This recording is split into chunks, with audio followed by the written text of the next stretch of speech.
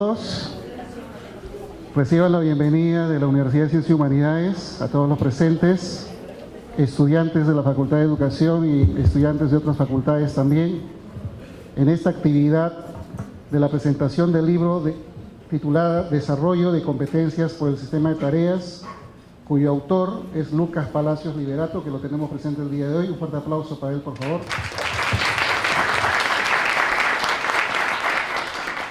Antes de iniciar con la actividad, nos gustaría que todos los presentes sus celulares lo puedan poner en vibrador, por favor, para no estar interrumpiendo la actividad. ¿Ok? Ponemos nuestros celulares en vibrador para poder empezar y hacer la presentación de cada uno de los ponentes que el día de hoy tenemos en esta sala. Muy bien, como decía, el día de hoy tenemos la presentación del libro Desarrollo de competencias por el sistema de tareas. Hoy día vamos a tener dos representantes de educación. Uno de ellos es de la Casa de Estudios de la Facultad de Humanidades y Ciencias Sociales, el magíster Gustavo Villar Mayuntupa, psicólogo por la Universidad de Mayor San Marcos, magíster en docencia universitaria por la Universidad Nacional de Educación Enrique Guzmán y Valle, estudio de doctorado en Ciencias de Educación, bachiller en Psicología por la Universidad Nacional Mayor de San Marcos y experiencia en Educación Superior. Actualmente es coordinador general de la Facultad de Humanidades y Ciencias Sociales de la UCH. Un fuerte aplauso para él, por favor.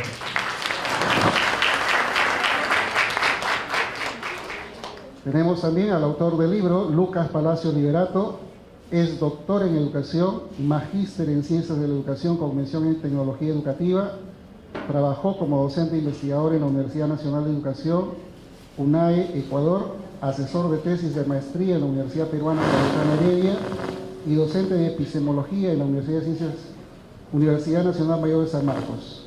Ha publicado varios libros, entre ellos Lógica de la Ciencia e Investigación Educativa en el 2008, La concepción dialéctica en la educación de la persona y los valores en el 2004, El constructivismo a la luz de las categorías pedagógicas en el año 1999. Actualmente está preparando su libro sobre filosofía en México. Un fuerte aplauso para Lucas Palacios Liberato.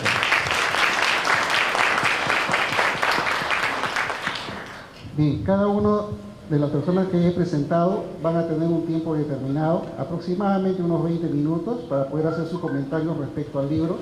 Y para ello vamos a invitar en primer lugar al magíster Gustavo Villar Mayuntupa. Muy buenas noches, estimados estudiantes, colegas docentes que se han hecho presentes el día de hoy en esta actividad. Saludar también al profesor Palacios, felicitarlo por la publicación que el día de hoy comparte también con nosotros y de la cual tengo el alto honor de poder comentar. Este libro efectivamente es una contribución muy importante, considero, dentro de lo que podríamos decir la historia de las ideas educativas en nuestro país. Y eso tiene un valor muy importante, muy significativo. Más aún si consideramos que efectivamente, como él también lo señala en su libro, el concepto de competencias se ha convertido seguramente en el concepto más importante dentro, digamos, de la discusión educativa contemporánea.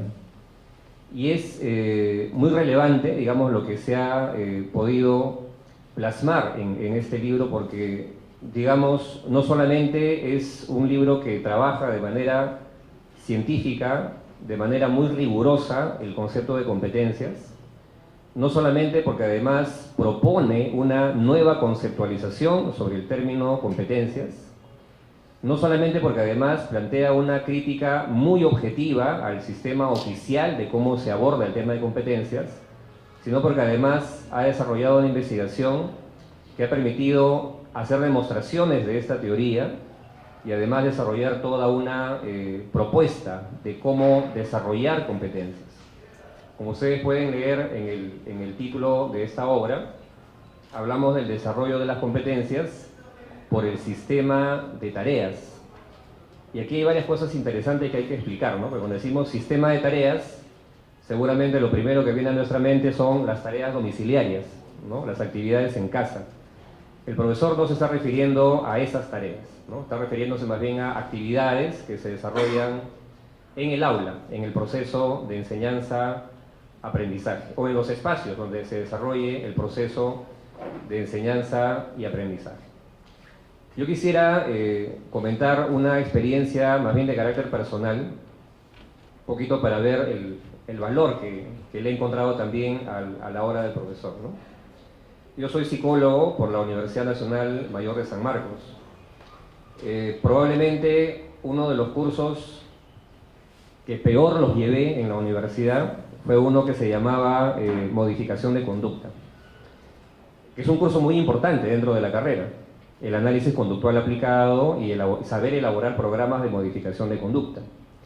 Pero el gran problema con ese curso no era el curso en sí, sino la forma como se enseñaba este curso. Venía un profesor y nos daba, digamos, un listado de las actividades que deberíamos desarrollar para levantar un programa de modificación de conducta, que, digamos, tranquilamente lo puede hacer un libro, ¿no?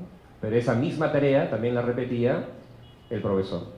Por ejemplo, ¿no? Si usted quiere combatir una fobia, debería hacer lo siguiente: proceso de desensibilización sistemática. Consiste en hacer los siguientes pasos: aproximación gradual al objeto que genera la fobia, etcétera, etcétera, ¿no?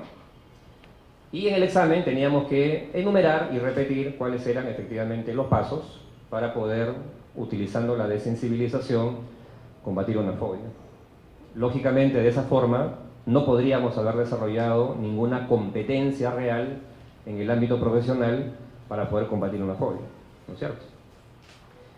Por el contrario, uno de los cursos que recuerdo más bien tuvo un valor muy importante para mí fue el curso de psicopatología.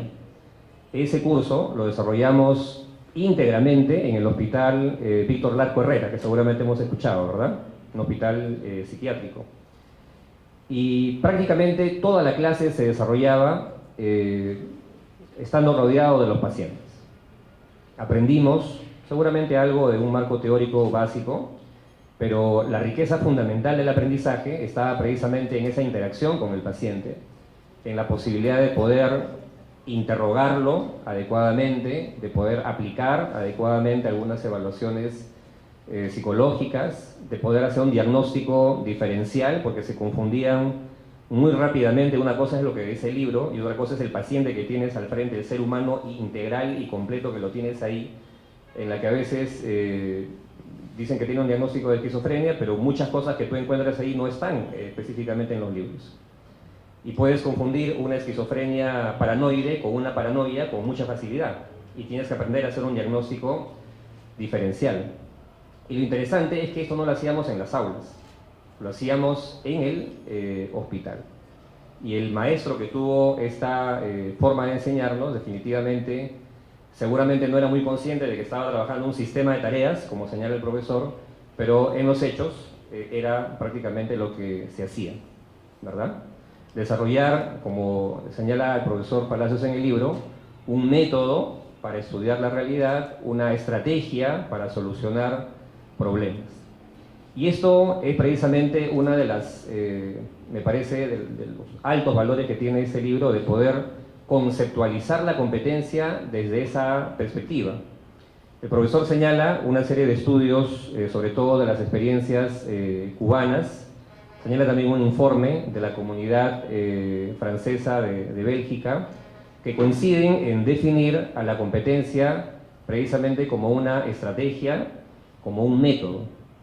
Y esto nomás ya nos ayuda precisamente a distinguirnos de la forma como en el Ministerio de Educación, digamos la versión oficial de términos de competencias, se suele abordar. Pues seguramente hemos leído un poco acerca de competencias, y siempre que se habla de competencias se habla de tres componentes en las competencias, ¿no es cierto? Se habla de conocimientos, se habla de procedimientos y se habla de actitudes. En este libro ustedes van a encontrar una crítica muy objetiva que, digamos, señala lo erróneo de esta concepción, ¿no? Digamos, lo esencial, como señala el profesor Palacios en su libro, cuando hablamos de competencias, precisamente es ese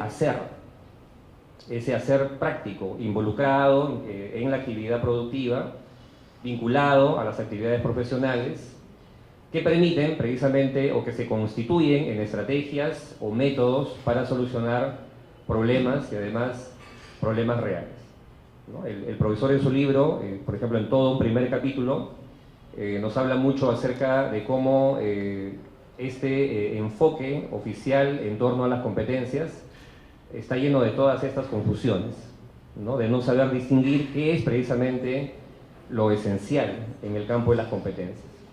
Y efectivamente, cuando uno, por ejemplo, ve un diseño de cómo se puede estructurar un plan de estudios y vemos ahí las competencias distinguidas en conocimientos, procedimientos y actitudes, casi siempre la lógica que predomina en la construcción de ese plan de estudios es la lógica del conocimiento, es la lógica del contenido, es la lógica disciplinar, más no esta lógica más bien basada en métodos de resolución de problemas, en estrategias de solución de problemas.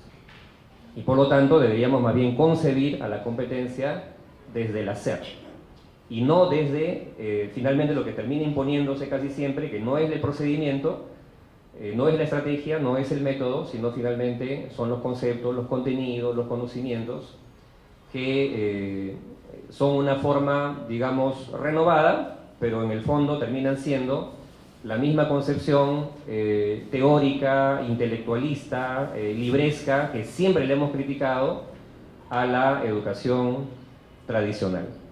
Y a mí me parece muy acertada, digamos, esa forma de, podríamos decir así, desmontar toda esta forma como se nos ha venido transmitiendo y enseñando una teoría de competencias, ¿no? Entonces, ahí hay un primer, digamos, aporte. Tener una auténtica teoría científica, pedagógica, en torno a las competencias, que permita además entender la relación estrecha que existe entre la escuela y la vida, que permita entender la relación estrecha que existe entre la escuela y el trabajo, entre la escuela y la actividad productiva, porque también ese es otro de los grandes efectos de la educación nacional, ¿verdad? Incluso el profesor es muy enfático en señalar que se ha querido hacer una distinción radical entre las competencias en la escuela y las competencias en el ámbito profesional. Y que a veces se dice, no, las competencias en la escuela son para la formación de la persona y con mucho peso a los aspectos actitudinales, valorativos, pero siempre desligados de la vida real, siempre desligados de la actividad productiva, siempre desligados del trabajo. Pero ahí también me parece que hay una forma nueva, distinta, mejor, más objetiva de poder entender, de poder conceptualizar, tener una concepción de las competencias que permita esta relación tan estrecha entre la escuela, la universidad también, lógicamente, y la actividad productiva, el trabajo. El profesor además rescata este concepto de competencias, porque muchas veces nosotros hemos criticado la teoría de las competencias porque son algo así como la hija del neoliberalismo y la expresión remozada en pedagogía de lo que el neoliberalismo ha podido implantar, digamos, dentro de las políticas educativas en distintos países. Y el profesor más bien señala que es necesario reconceptualizar las competencias, entendiéndola como parte de ese desarrollo histórico de la humanidad, del proceso de la división del trabajo, del desarrollo de la ciencia, del desarrollo de la tecnología, y que además permite romper esas viejas dicotomías que establece la escuela entre lo intelectual y lo manual, ¿no? Y esas dicotomías también son muy negativas. Me parece también muy valioso cuando él hace un análisis histórico del concepto de competencias y ve cómo a lo largo de toda la historia los pedagogos más importantes han trabajado, por ejemplo, ese concepto de la secuencia lógica de tareas, que es clave en la comprensión de cómo el profesor entiende el concepto de competencia, que es, digamos, la competencia tiene una estructura, o es una estructura, basada en esa secuencia de tareas. Y me ha dado mucho gusto, por ejemplo, que uno de los autores que a nivel nacional el profesor valora y rescata en esta dirección, en este proceso histórico, no solamente es José Antonio Encinas, sino además Germán Caro Ríos. Como bien sabemos, el aporte importante de la pedagogía de Germán Caro Ríos consiste en esta estrecha relación de la escuela con el trabajo. Este libro, ¿no?, de la Escuela de Estudio y Trabajo, que además el profesor señala muy bien como de estudio, trabajo y transformación, es una forma muy avanzada de pedagogía. Pese a que, digamos, estamos hablando de las primeras décadas del siglo XX, es probablemente la experiencia pedagógica y la concepción pedagógica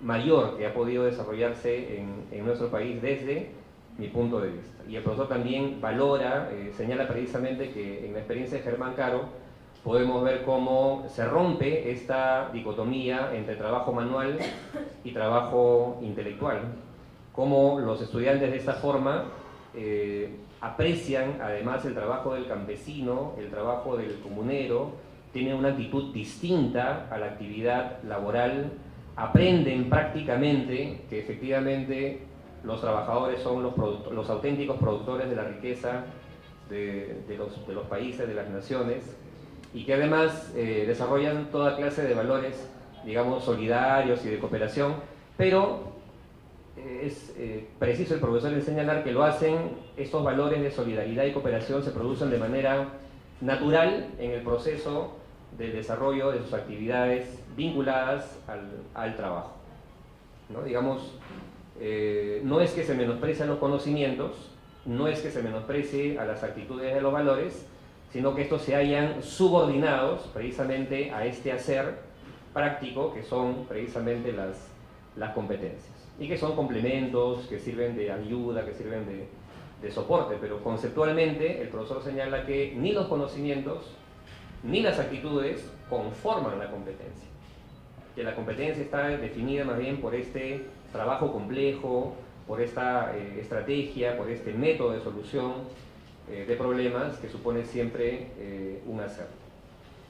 Si ya analizar el problema de las competencias de esta manera constituye claramente un aporte y una forma crítica, además de entender cómo se ha implementado esta categoría a nivel nacional, además de eso vamos a encontrar en este libro los resultados de una investigación que desarrolla el profesor.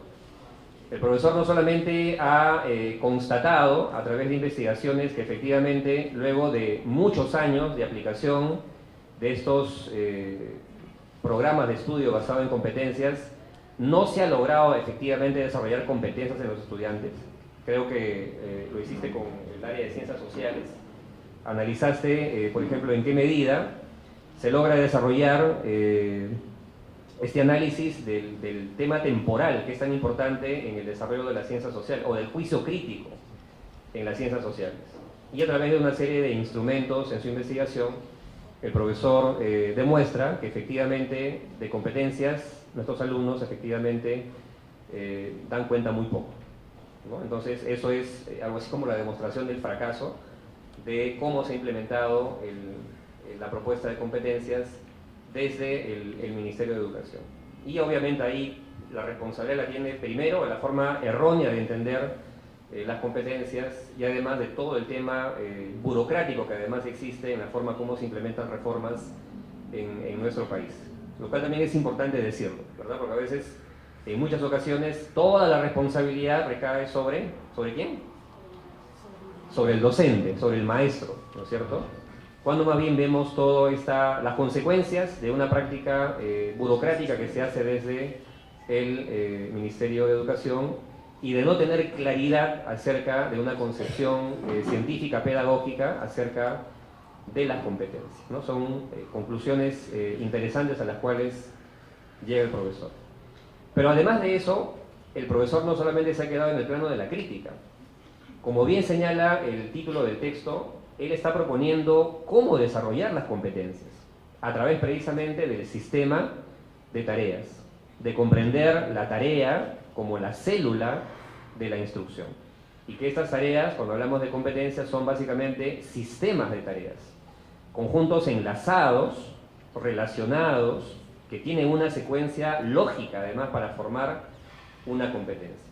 El profesor, por ejemplo, ve que cuando en el Ministerio se habla de indagación y experimentación, no existe estas tareas organizadas, secuenciadas, con una lógica que efectivamente nos lleve finalmente a concluir cómo es que se desarrollan, o cómo es que se deberían desarrollar estas competencias en los estudiantes. Y más bien en la investigación que él desarrolla en algunos colegios estatales, pero también lo hace con docentes, me parece, de estudios de posgrado, de maestría.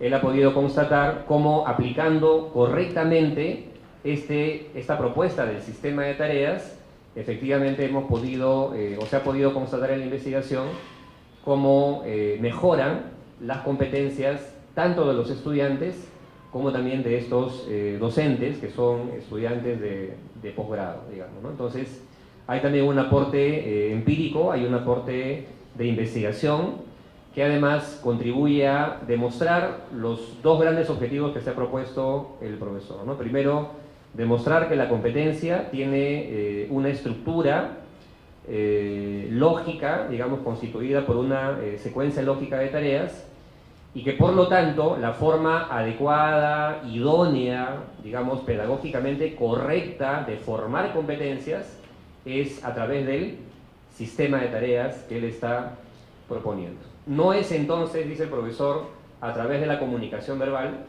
no es a través de los métodos expositivos que vamos a desarrollar competencias en los estudiantes. Es más bien a través de estas actividades, estas tareas, estas estrategias, estos métodos de solución de problemas que estas competencias logran finalmente desarrollarse.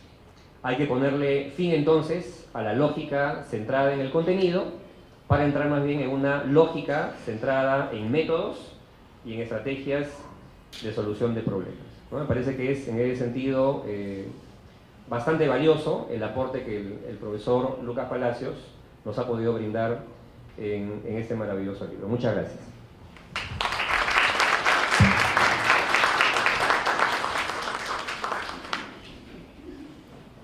Muy bien. Ahora vamos a escuchar al autor del libro, Lucas Palacios Liberato. Un fuerte aplauso para él, por favor.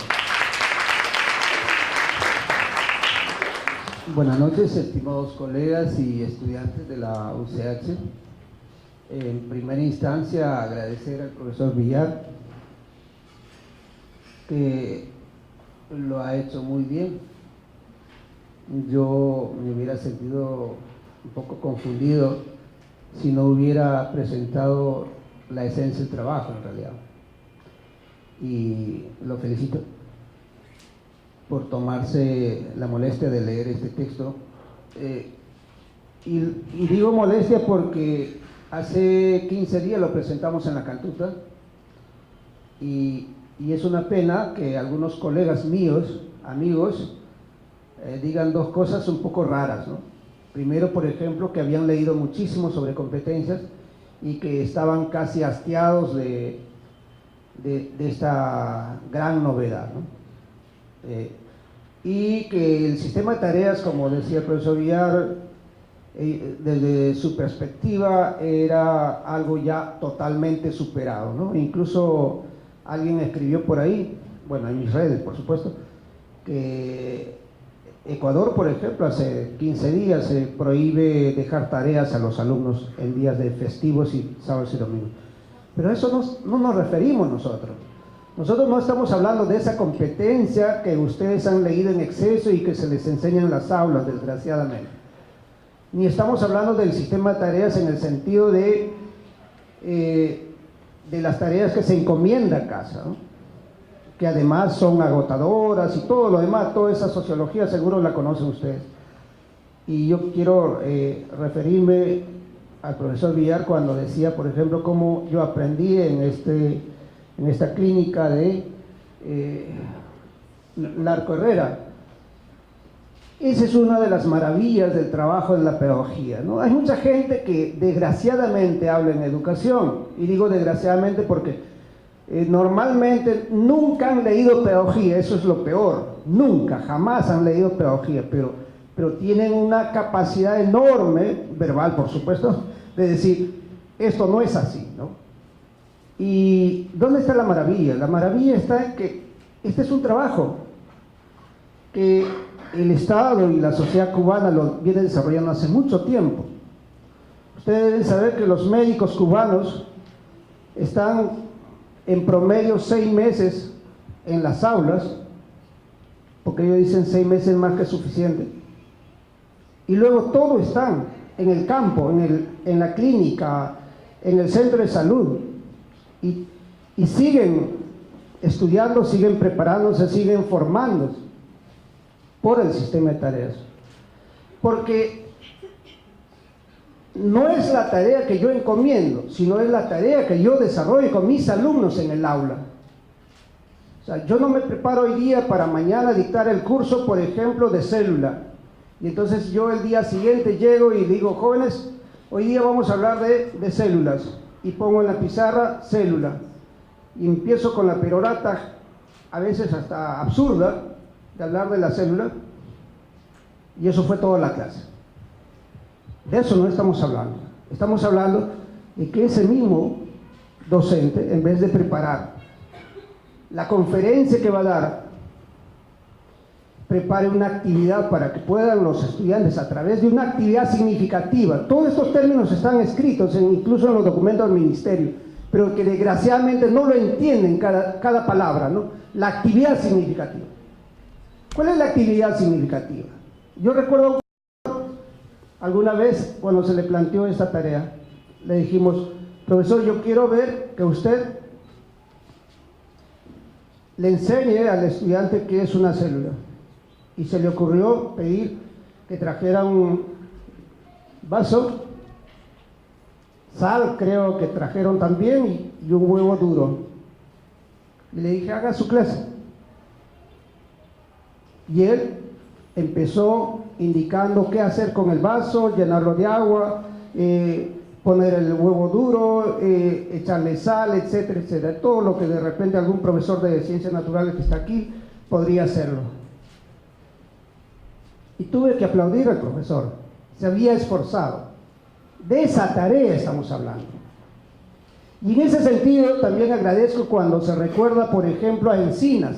Encinas al respecto decía, el aula debe ser no un lugar donde pontifica el sacerdote, el monje, ese señor oscuro de vestido negro que entra y a todo el mundo lo pone casi absorto, como si va a entrar al infierno. No, debe ser un taller de trabajo. Encinas, un taller de trabajo. El aula tiene que ser un taller de trabajo. Pero por favor, si usted quiere desarrollar competencias, otra cosa es que si quieres transmitir conocimiento, sigue pues dando tus conferencias.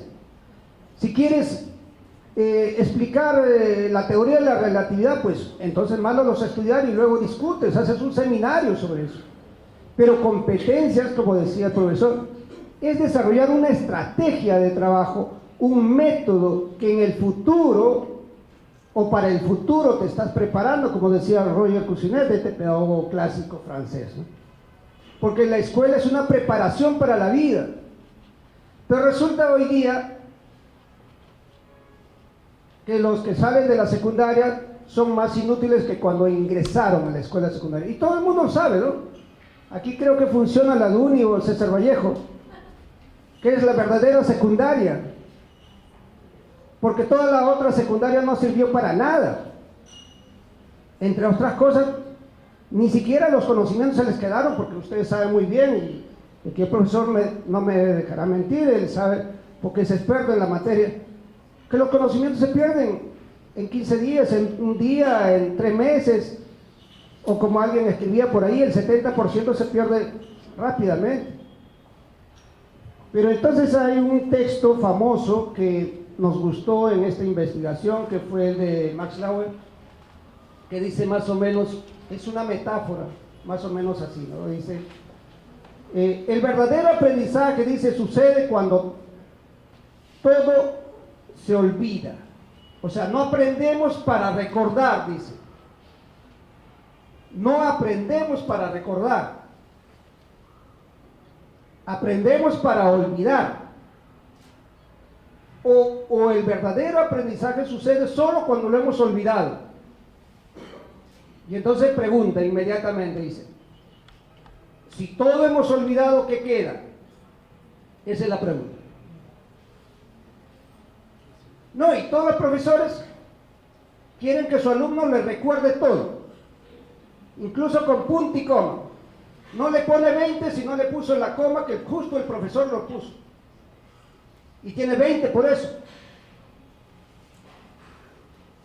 Entonces, yo digo, y como decía el profesor Villar otra vez, va a ser mis mentores hoy día, ¿qué ha cambiado el ministerio durante todo este tiempo? Nada en absoluto.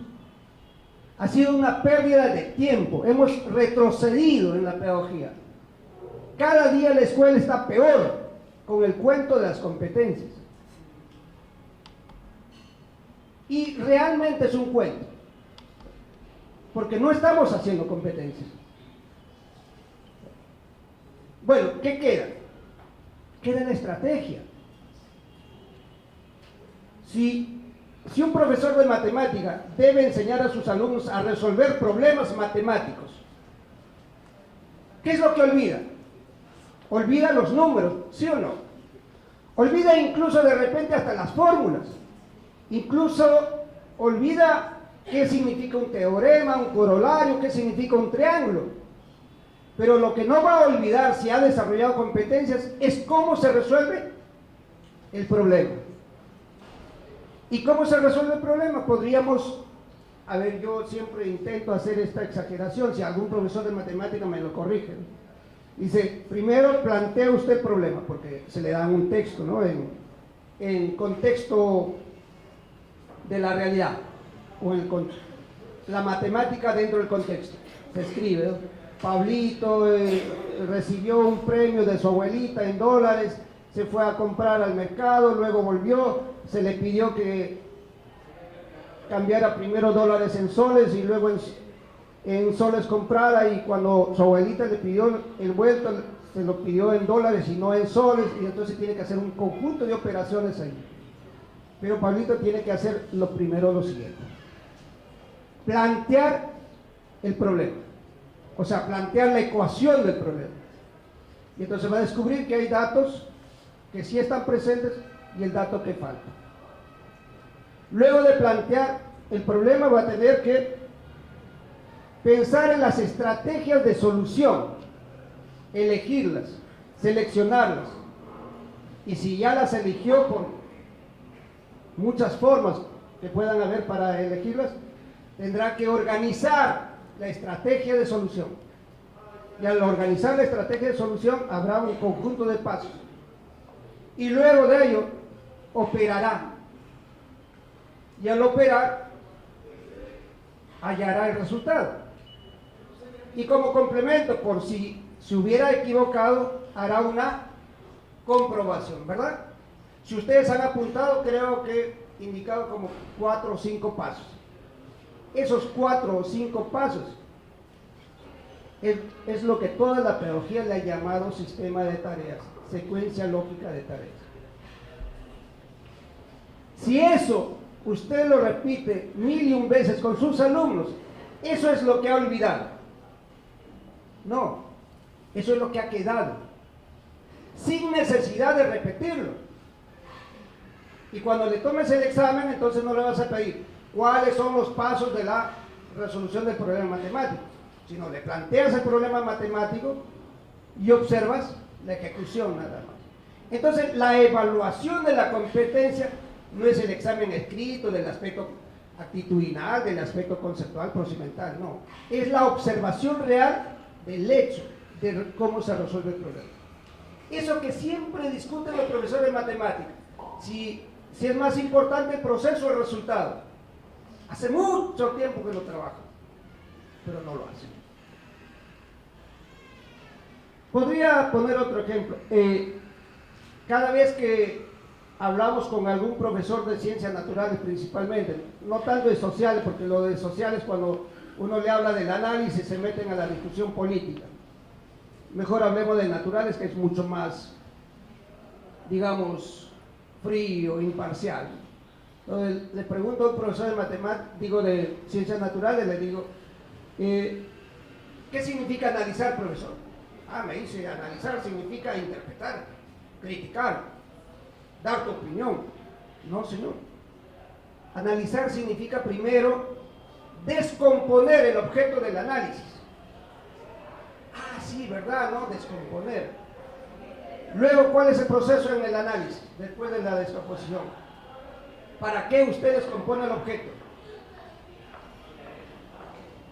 Para identificar las partes, ¿no? Por ejemplo, cuál es primero, cuál es segundo, cuál está al costado, cuál es de color rojo, azul, etcétera. Depende de qué estés analizando.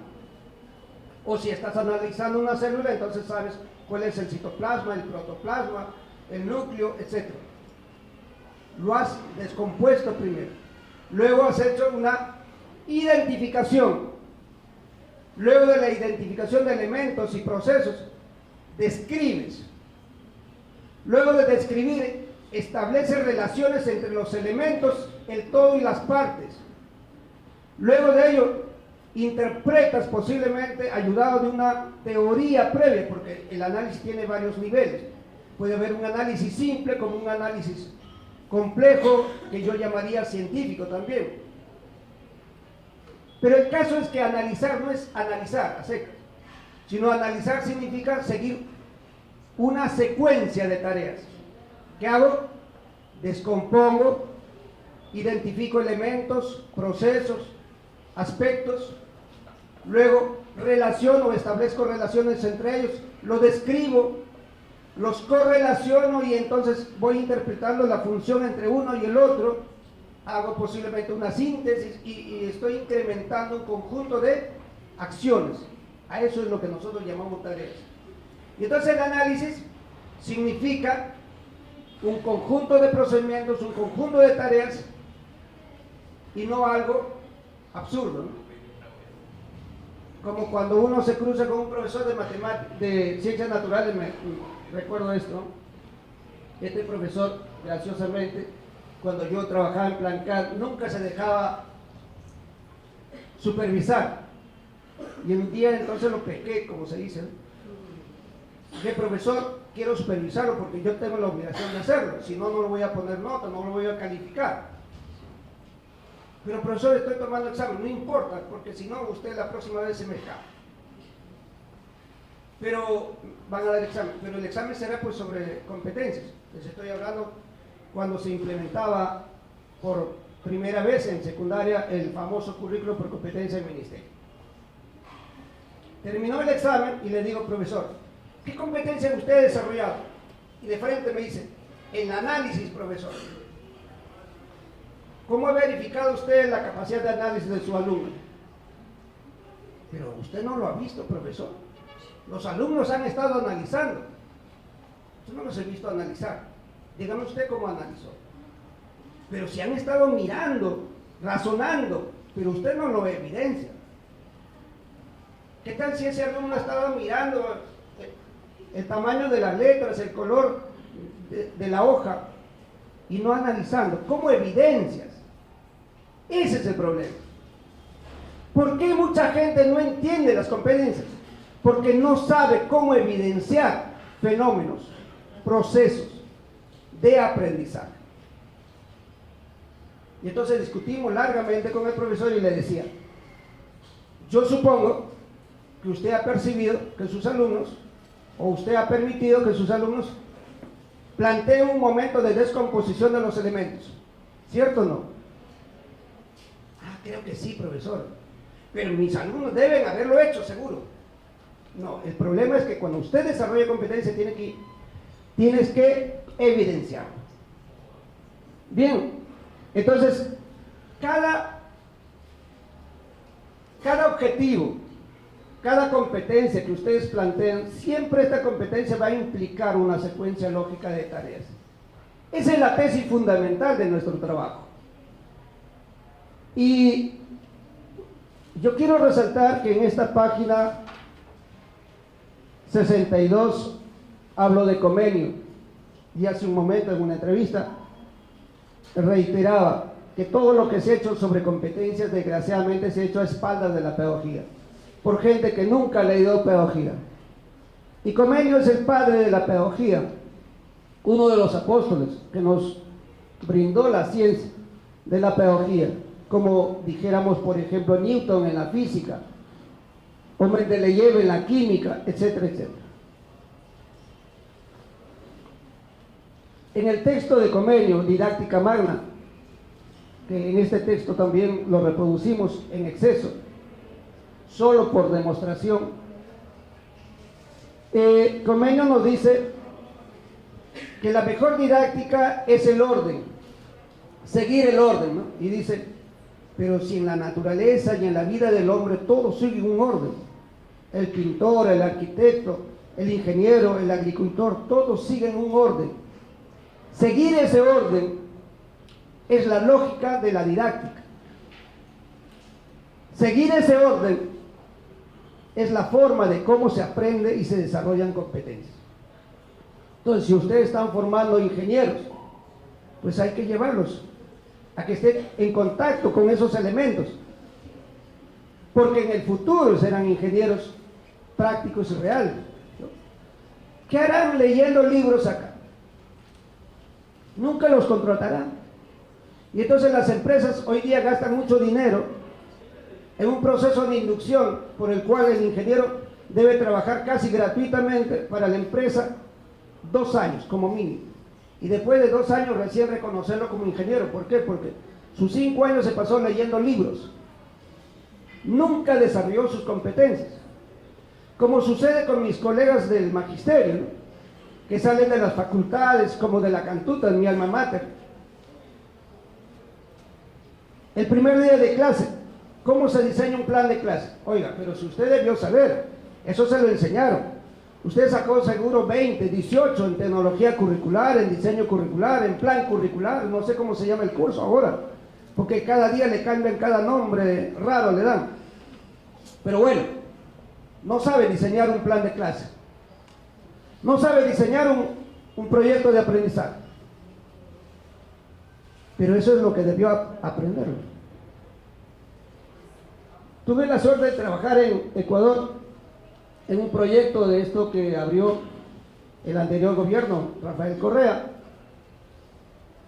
Y en esa facultad que trabajábamos nosotros, las prácticas las hacíamos desde el primer ciclo. Desde el primer ciclo. Desde el primer ciclo los estudiantes están en las escuelas. Claro, por supuesto que me votaron, y lo digo con orgullo porque no puedo decir que a quien lo votan por ser malo. Ese ya no es el caso de ahora.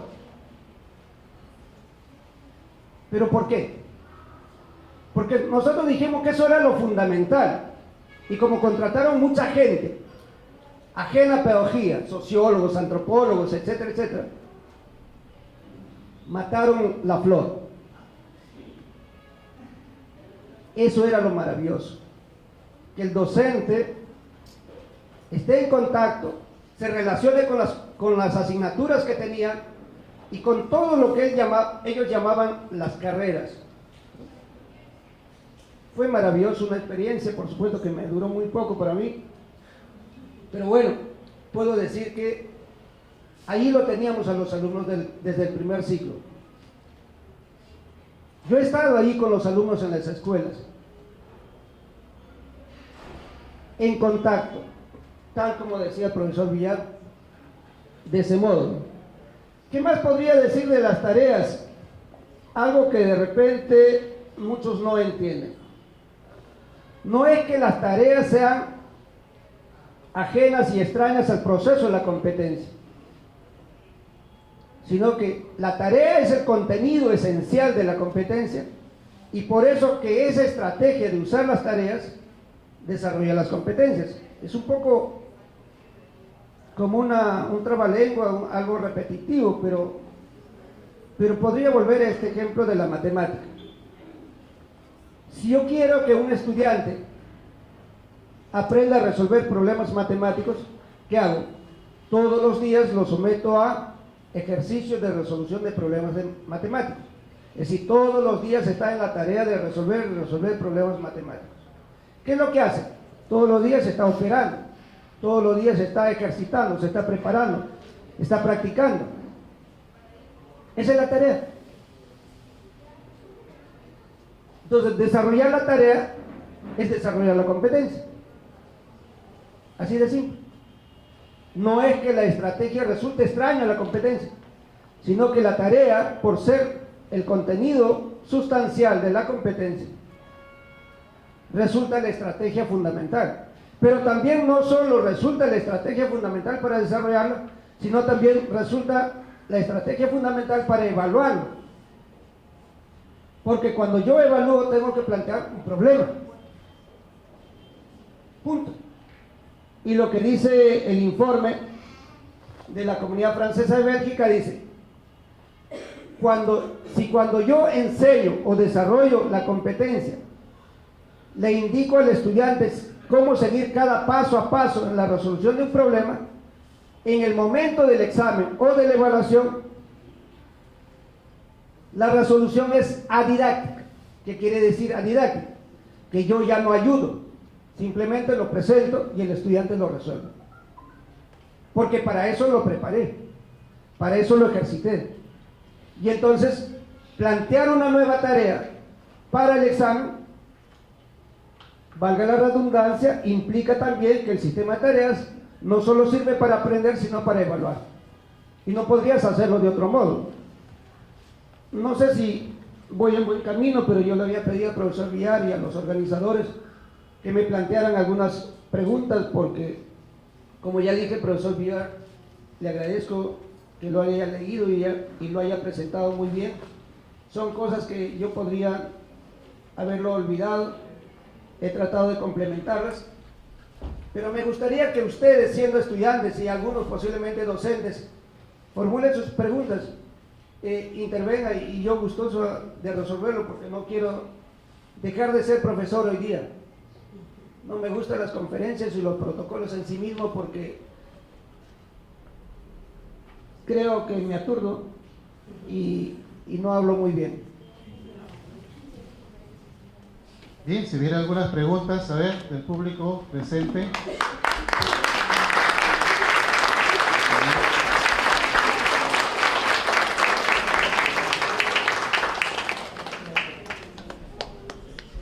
Profesor Villar, ¿alguna pregunta?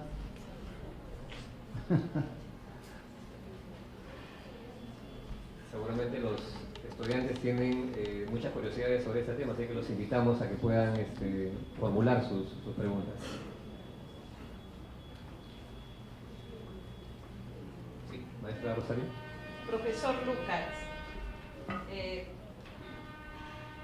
buenas noches. Con respecto al tema de cómo diferenciar el tema de competencias y capacidades, digamos, y en relación también al tema de, porque yo entiendo que cómo yo desarrollo competencias, pero en el proceso, a través del proceso del sistema de tareas, ¿verdad? No es que yo le estoy dejando más tarea, como bien lo he explicado, al estudiante, y cosa que en estos tiempos ya tampoco, sino, pero me interesa mucho poder distinguir el tema de capacidades en relación a las y competencias, digamos, las diferencias fundamentales.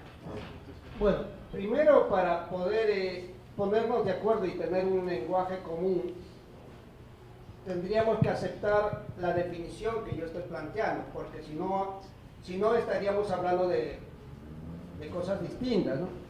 Yo, por ejemplo, tengo aquí impreso la competencia de matemática.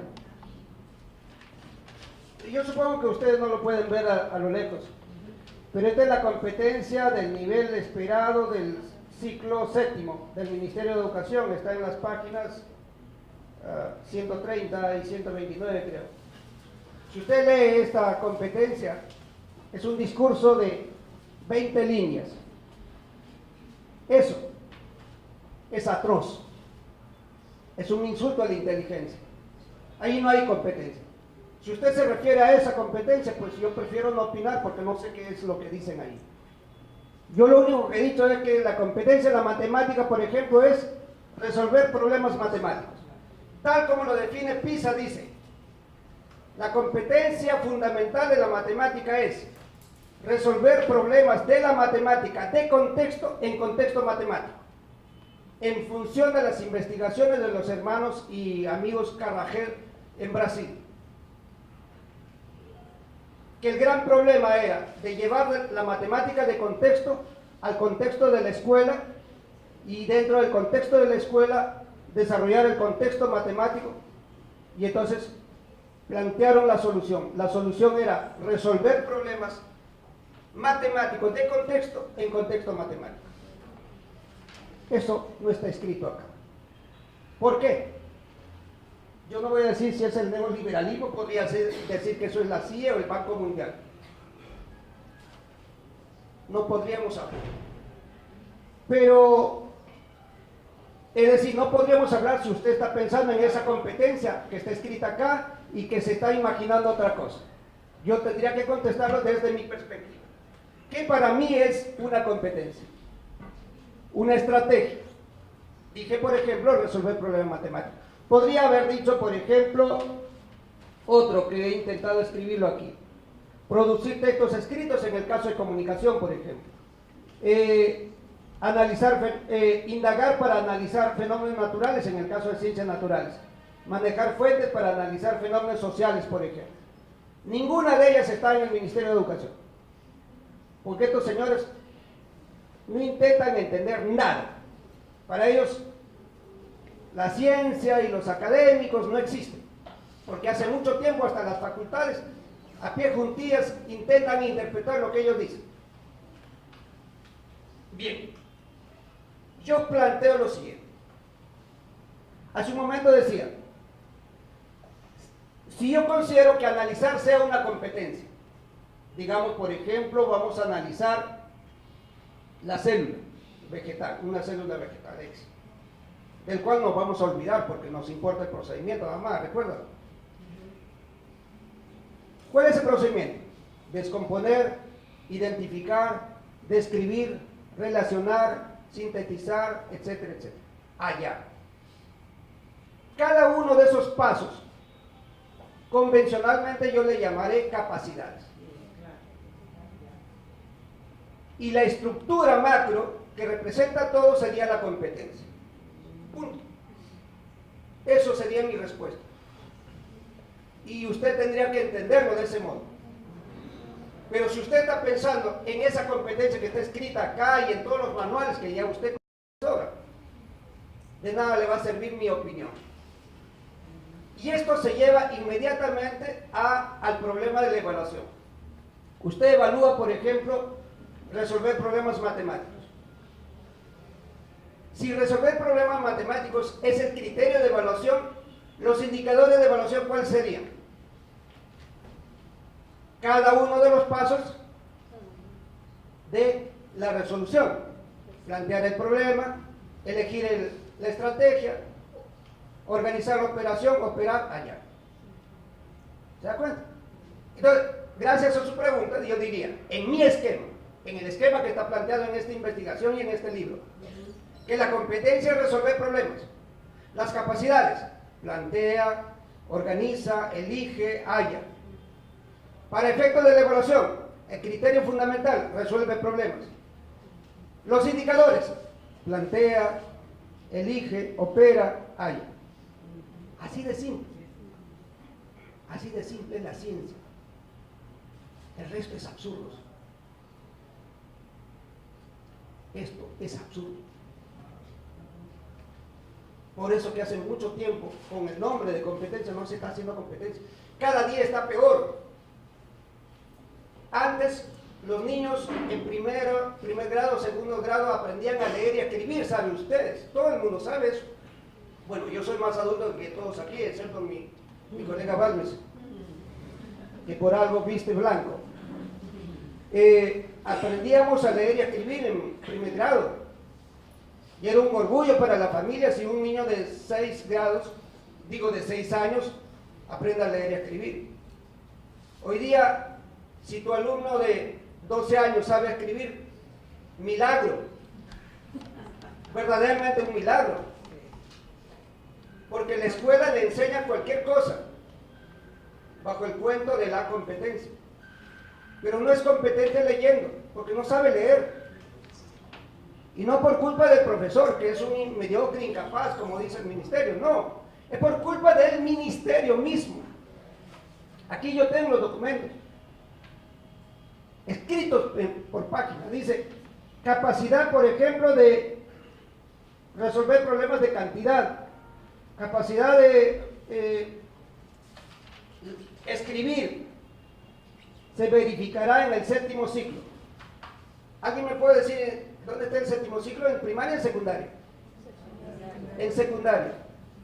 Es decir, que tú desde el primer ciclo hasta el 7º ciclo pasas cantando. Automáticamente. Y recién en el 7º ciclo estás obligado a leer y a escribir. Atroz. Yo lo llamo eso traición a la patria. Porque por los millones que cobra el Ministerio de Educación para hacer esa barbaridad, es una traición a la patria. Bajo el cuento de que eso que están haciendo es novedoso, científico y no sé qué más. Y entonces luego vienen diciendo que lo que posiblemente el profesor Palacio presenta es una barbaridad. Por supuesto. Pero gracias a esa pregunta, ¿no? Entonces la solución entre competencia y capacidades para mí es convencional. Porque además el término capacidades en pedagogía no existe. Por lo menos en la tradición pedagógica no se hablaba de capacidades. Creo que en la psicología sí, hace mucho tiempo. Incluso ellos han investigado sobre capacidades. En pedagogía se usaban dos términos, aptitudes y facultades. Todos los pedagogos clásicos, Pestalozzi, Herbart, etcétera, etcétera, todos hablan de aptitudes y facultades. Dice, hay que desarrollar todas las facultades del hombre, todas las aptitudes del hombre, no dice de capacidades. Entonces, hoy día lo único que hacemos es ese convencionalismo. Para mí es una convención. No voy a entrar a discutir si será o no será, por favor, es una pérdida de tiempo. Yo prefiero no entrar en esa discusión y gracias. Bueno, esperamos otro. Sí. Profesora Vázquez. Muy buenas noches. Primero felicitar por una excelente ponencia. Comparto muchas de las ideas que usted muy bien manifiesta. Son los procesos que se tiene que tener en lo que es en matemática. Y no solamente en matemática, creo yo que en todas las áreas en sí. Porque lo que se debe evaluar, y actualmente, y hace muchos años se viene hablando sobre ello, que son los procesos que se tienen que evaluar, más no el resultado. El resultado es único, pero los procesos es más valioso, porque ahí analizamos muchos pasos que el estudiante quiere decirte, quiere analizar, y la profundidad que le da a ese tipo de problema que se le presenta. Como muy bien usted manifiesta, ¿no? La matemática es una concepción que la cual se va realizando para la vida. La matemática es para la vida y por lo tanto se tiene que estar contextualizado para que el niño llegue a matematizar, y eso es lo que se quiere lograr. Pero como también dice usted, nosotros en las aulas mayormente lo que fijamos es el resultado y no tomamos en cuenta el proceso que nos da el niño. Mi pregunta sería lo siguiente: nosotros como maestros, como docentes de aula, ¿cómo nosotros podemos ver en instrumento de evaluación esos procesos que son tan ricos que el estudiante presenta? ¿Cuál es, en mi punto de vista, la mía, yo pongo un puntaje bien alto en el proceso, más que en el resultado, pero cómo hacer entender, romper este pensamiento en los otros compañeros, en otros colegas, que solamente pues fijan en el resultado, más no en el proceso? Esa es mi pregunta. Bueno, yo quisiera recordar lo que me decía una colega alguna vez, cuando vinieron los cubanos y preguntaron algo, dijeron algo semejante, ¿no? ¿Cómo resolverlo en el Perú? Y él decía más o menos, nosotros en Cuba sí lo hacemos, pero en el Perú no lo conocemos, ¿cómo será? Yo también podría decir, no sé cómo lo hará en su escuela, es imposible. ¿Y sabe por qué es imposible? Porque usted tiene al apoyo, al asesor, al supervisor, al subdirector, al director, a toda esa a ese ejército fascista del Ministerio de Educación, indicándole a ser absurdos, obligándole a ser absurdos. En esas condiciones es imposible. Pero si usted como profesora se libera y hace lo correcto, por lo menos vas a estar tranquila con tu conciencia, porque te vas a reconocer como profesional, aunque mañana te van a acusar de muchas cosas. Está de moda acusar de terroristas a mucha gente.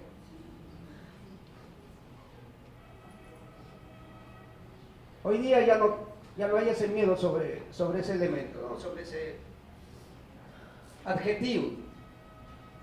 Pero vayamos a lo siguiente. Usted dice, por ejemplo, yo le doy más peso al proceso. Noto que yo le pediría más consecuencia. Solo evalúe el proceso y olvídese del resto si quiere ser buena profesora desarrollando competencias. Porque eso es lo único que debe evaluar usted. El resto olvídese. No hay preguntas sobre qué pasó con los conocimientos, que algunos preguntan, y profesor, o sea que ya no sirven los conocimientos. Me gustaría contestar esas preguntas, pero no estoy diciendo que ya no sirven los conocimientos, no, por favor, sino que cuando se trata de desarrollar la competencia, lo que importa es el proceso, punto. Ahora, por supuesto que una cosa es resolver un problema de sumas, por ejemplo, de sumas de números naturales enteros. No sé si he dicho bien, pero 2 más 2, 4. Y otra cosa es sumar x al cuadrado más 4 más x.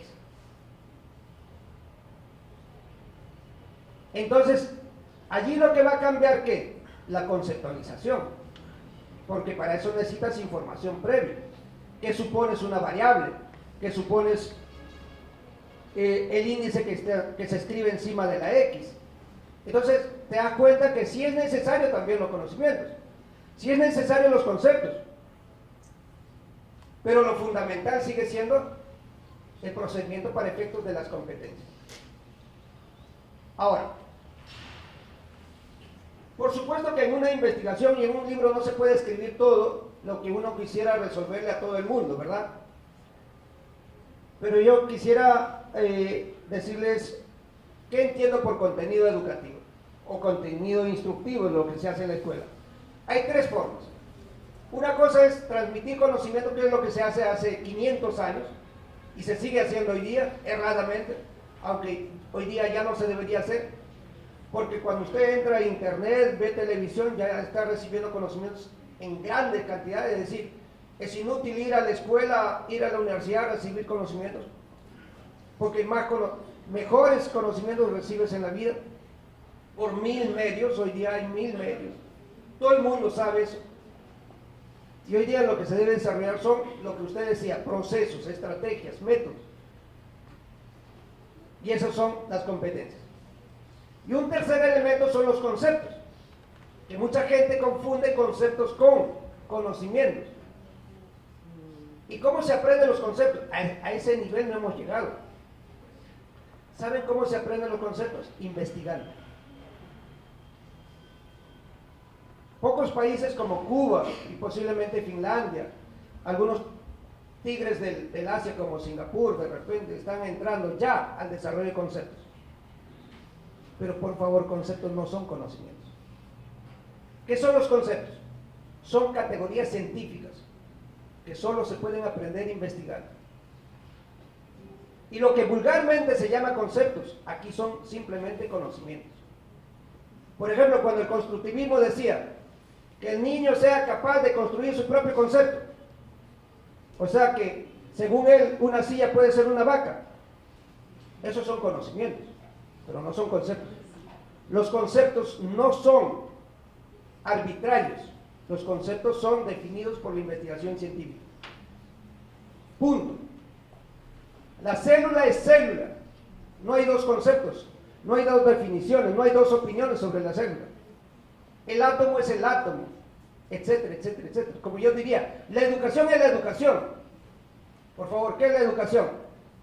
Profesor, transmisión de conocimientos, aprender, enseñar. Por favor, ¿qué te he dicho eso? La educación es la formación de la persona. Y por eso mismo tú no te educas en la escuela, por ejemplo.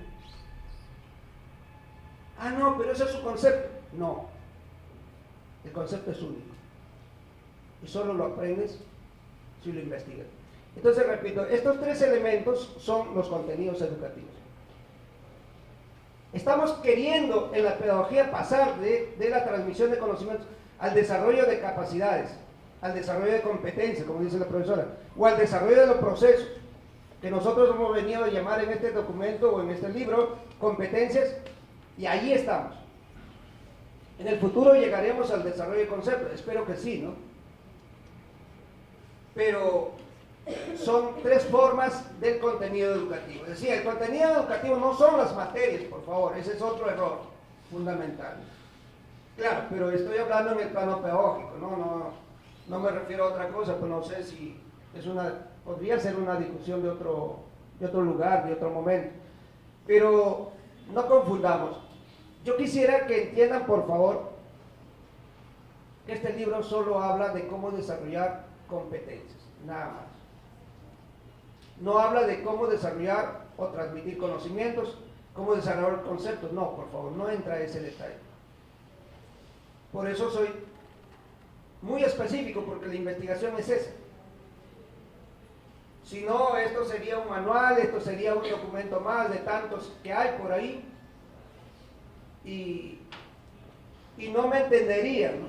Por eso yo agradezco al profesor Villar tan maravillosamente que lo ha planteado cuando dice, ¿no? ¿Qué es lo que aprendí en el Arco Herrera? A desarrollar mis verdaderas competencias. Así aprenden los médicos en Cuba, y no solo Cuba, en muchos países, en Estados Unidos, en Canadá, países desarrollados lo desarrollan así. Las carreras en estos países no duran como nosotros 5 años. Y ustedes se preguntan por qué dura 2 años. Porque es solo formación profesional, capacitación de competencias, nada más. Ya no leen libros 5 años, como ahora exige la SUNEDO, creo, estudios generales. Yo supongo que están exigiendo porque la secundaria es tan inútil que ya no forma, y entonces la secundaria, la universidad tiene que rescatarla de alguna forma, ¿no? Es lo que yo estoy suponiendo. No creo que lo hagan por otros motivos científicos, porque los científicos se pueden desarrollar fácilmente. Cuando uno entra, por ejemplo, en ciencias naturales, ¿cuál sería el proceso? ¿Cómo indagar? ¿Cómo evalúas indagar? Somételo a un ejercicio de indagación. Y repito, profesora, yo la invitaría a ser más consecuente. Solo quédese con los procedimientos, punto, nada más. Y sus alumnos le van a agradecer, porque habrán aprendido a resolver problemas. Y si han aprendido a resolver problemas, resolverán problemas toda su vida. ¿Por qué? Porque eso se forma dentro de las estructuras neuronales, creo que le llamó ayer. ¿Sí, doctor? Decía construir estructuras mentales, ¿verdad? Construir estructuras mentales no es igual a acumular conocimientos, por favor. Es otra cosa distinta. Sí, algo más, y yo les agradecería si hay alguna pregunta, porque... Bien, una última pregunta, por el tiempo más que nada. Para... ¿Alguien, por favor, por ahí? A ver. Ya.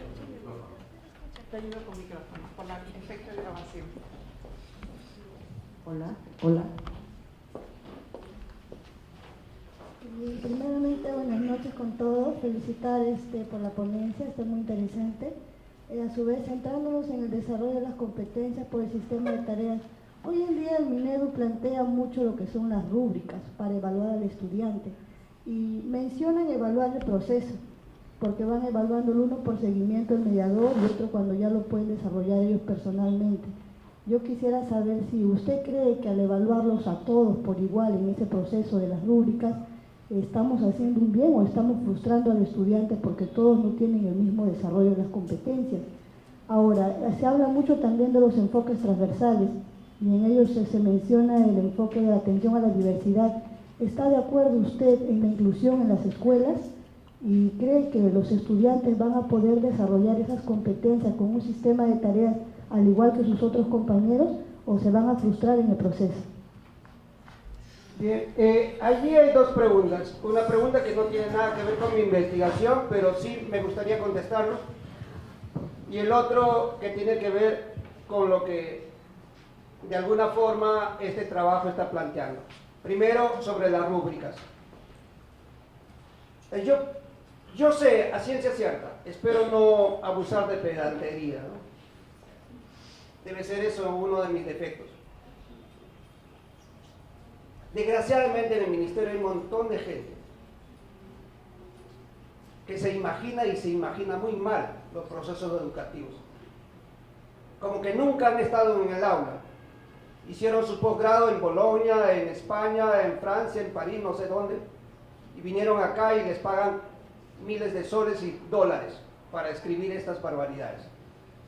Y una de las cosas que no saben absolutamente nada es sobre rúbricas.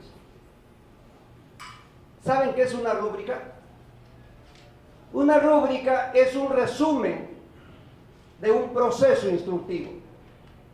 Una rúbrica no es un instrumento para evaluar un proceso inmediatamente. ¿Me explico? Profesora, ¿de qué área es usted? Educación primaria. Ya, usted de educación primaria. Digamos, por ejemplo, usted está enseñando matemáticas a sus niños.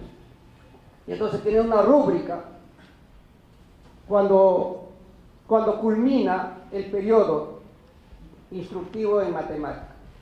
Se supone que la rúbrica es el resumen de todo lo que usted ha aplicado, de todos los instrumentos que ha aplicado, de los instrumentos de evaluación. Entonces, en ese sentido se debe entender la rúbrica. Siempre ha sido la rúbrica eso. Pero hoy día estos señores te ponen la rúbrica en cualquier lugar, sin saber ni siquiera la naturaleza de la rúbrica. Me explico. Yo he abusado de explicar esto de resolver problemas. Entonces usted evaluaría un solo acto, un solo problema, una sola resolución de un problema dado, con una rúbrica, ¿sí o no? Imposible, por lo que acabo de definir. El instrumento que le serviría para registrar esa actividad sería una ficha de cotejo, por el cual usted pone, ¿no? El estudiante resuelve el problema X. Cuando resolvió, planteó el problema, eligió la estrategia, organizó la operación, operó, halló. Y usted va poniendo X, check, si lo hizo, si no lo hizo. Esa es su ficha de cotejo. Ese es su instrumento. Allí no podrías aplicar ninguna rúbrica. El salvaje que ha propuesto eso, realmente es salvaje. Eso es un salvaje. No sabe nada que es una rúbrica. Ahora, si usted no ha evaluado un problema, sino ha evaluado 10 problemas durante el mes o durante los 2 meses, durante el periodo, entonces todo eso se va a vaciar en una rúbrica. Eso sí tiene sentido. No sé si me he entendido, pero eso es lo que yo sé de lo que se sabe de rúbrica. Yo prefiero no leer. Cuando yo trabajaba en Plancat, tenía un amigo que me decía: oye, ¿tú cómo entiendes muy bien las cosas que indican el ministerio? ¿Cómo lees? ¿Cómo lo entiendes? Ah, fácil. Cuando llego a mi casa quemo y los boto. Todos. Ni los miro. Entonces yo recomiendo ni mirarlos, porque te confundes. En mi pueblo dice te embruteces, ¿no? Así dicen en mi pueblo. Ahora volvamos al problema de la inclusión. Todo el mundo habla de Vygotsky, pero lo que no saben es que Vygotsky fue el primero en trabajar la inclusión educativa. Pero por favor, dijo inclusión educativa, no dijo inclusión didáctica, instruccional, escolar. que es otra cosa. Lo que él decía era lo siguiente, que no podemos tratar a los que tienen deficiencias. Ojo que hay un libro, el 5º tomo, escrito por Pueblo y Universidad, o Pueblo y Educación, creo, la editorial cubana, defectología, ahí está escrito, cuando él decía no podemos separar a los que tienen deficiencias con los normales, porque los normales pueden ayudar a que él pueda superar sus deficiencias. Pero decía la inclusión social, la inclusión del trabajo colectivo, la inclusión sociocultural. No hablaba de la inclusión didáctica. La inclusión didáctica que hoy día se está aplicando por motivos de ahorro de dinero, porque así se cierran los centros especiales, así no se pagan los especialistas, etcétera, etcétera, le está haciendo un daño. No sé si está mi esposa, alguna vez me dijo, nunca hables de tus casos, me decía, porque yo he tenido alumnos con problemas, de dificultades, algunos pasaditos, otros con deficiencias ya irrescatables, irrecuperables, pero teníamos que pasarlos diario. ¿Le estamos haciendo un favor? Le estamos haciendo un daño. Y más daño todavía cuando nosotros le bajamos la nota. Yo recuerdo esta anécdota famosa. Una señorita un día se me acercó, porque trabajaba en un colegio de mujeres. Me dijo, profesor, ¿le puedo contar una anécdota? Sí, le digo, cuéntame, ¿cuál es? He hablado con mi profesor de matemática, van a disculpar, pero desgraciadamente siempre por ese lado va la mayoría de las anécdotas. Me dice, estoy reclamando a mi profesor de matemática que me ha puesto 0,8. Y estoy tratando de presentar mi queja hasta la UGEL. Era fin de año.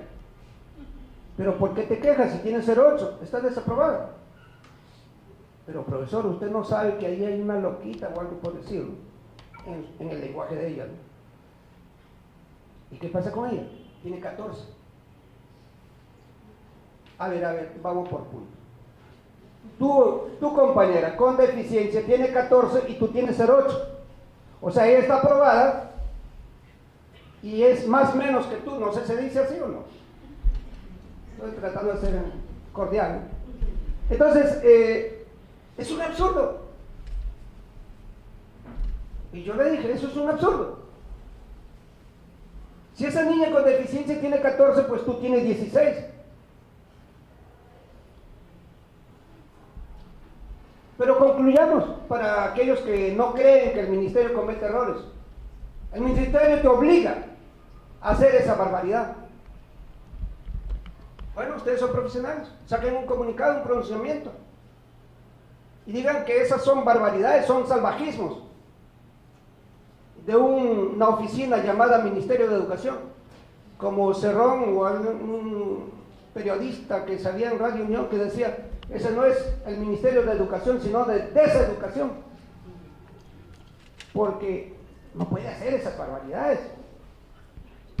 Eso es hacerle un daño al niño con deficiencia. Yo no estoy diciendo que el niño con deficiencias no asista a la escuela, debe asistir a la escuela, por supuesto, para que los regulares, los que no tienen deficiencias, los ayuden, se socialicen, intercambien, porque allí es donde incluye dos conceptos muy bonitos que tienen que ver con esa falsa llamada zona de desarrollo próximo, que es la compensación y la supercompensación, del cual habla Vygotsky. Dice, la primera compensación en la deficiencia es la misma deficiencia. Es increíble, ¿no? Lo digo por experiencia propia. Solo cuando tienes deficiencia te das cuenta que puedes superar esa deficiencia. Cuando no lo tienes, normal, ¿no? No pasa nada, ni te preocupas que tengas alguna vez, o hasta que te enteras que tienes una deficiencia. Entonces es lo que se llama la compensación y la supercompensación. Y eso solo se puede lograr por actividad colectiva, por actividad social, es decir, en el juego, en el recreo, en las actividades laborales, productivas, como muy bien decía el profesor Villar, en trabajos de coeducación en la escuela. Pero por favor, en matemáticas siempre va a estar mal, en lenguaje siempre va a estar mal, en análisis, en lectura va a estar mal. Imagínense que es ciego, que es sordo, que es mudo, y que además usted nunca fue preparado para ello. Realmente somos un país tan bárbaro que nos engañan de ese modo. Yo solo envidio cuánto de dinero ganan para hacer esas barbaridades. Muy bien, fuerte aplauso por favor.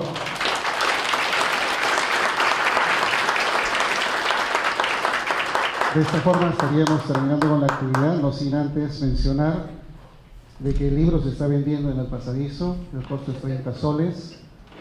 También invitarlos a todos al pasadizo para un vino de honor por la presentación del libro. ¿Se invita a todos los profesores? Ahí vale, me indican, para el libro, para todos los profesores. También a los estudiantes, invitarlos a que puedan pasar al pasadizo para el vino de honor. Muchas gracias por su presencia a todos y un fuerte aplauso nuevamente, por favor.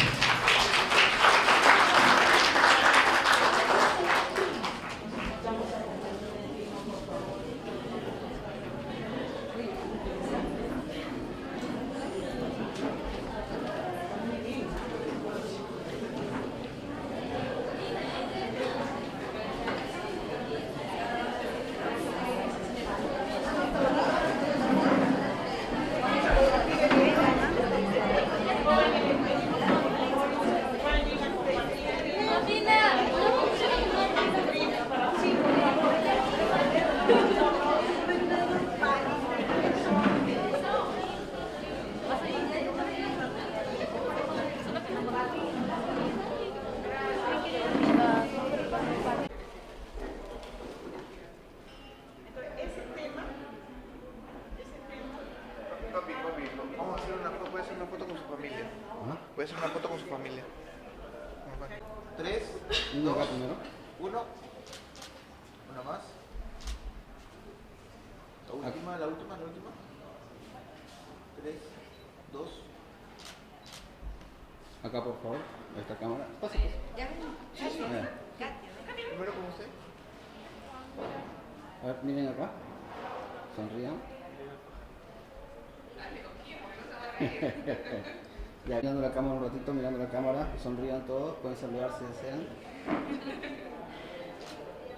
Con el movimiento, ¿eh?